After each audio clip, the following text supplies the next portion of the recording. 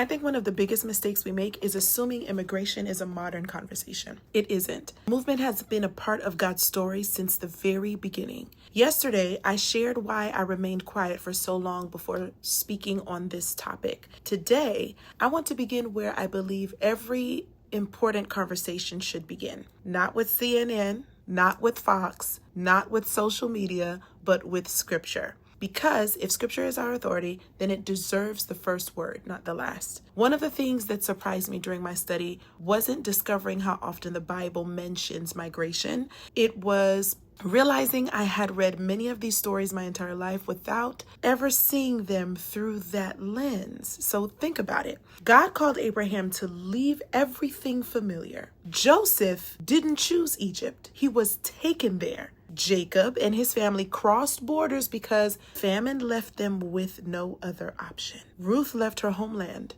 and entered another people, another country, another future. Israel spent generations living as foreigners, then later experienced exile themselves. By the time you reach the New Testament, the gospel itself is spreading because people are moving. Movement isn't a footnote in Scripture. It's woven into the story of redemption. Now, before someone hears what I'm not saying, let me be clear.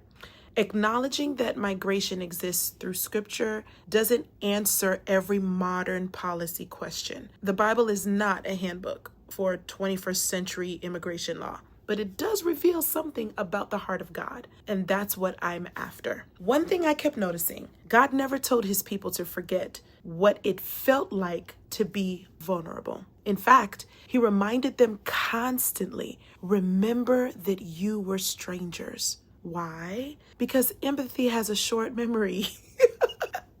Comfort has a way of, making us forget what dependence felt like. And as I reflect on my own family story, I couldn't help but think about that. My parents came here believing God for opportunity, learning a new system, building relationships, working, serving, planting a church, giving, becoming professionals, becoming citizens, and eventually helping thousands of other people do life through the local church by providing all types of resources, professionally, academically, socially. It's the story of countless families who have shaped this country. So the question I've been wrestling with isn't simply, what should our immigration policies be? That's an important conversation. But before we ever get there, I've been asking another question. What kind of people does Scripture call us to become whenever we encounter someone who is vulnerable? Because policies matter. Justice matters. We need order,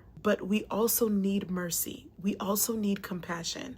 And remembering that every policy eventually touches a person.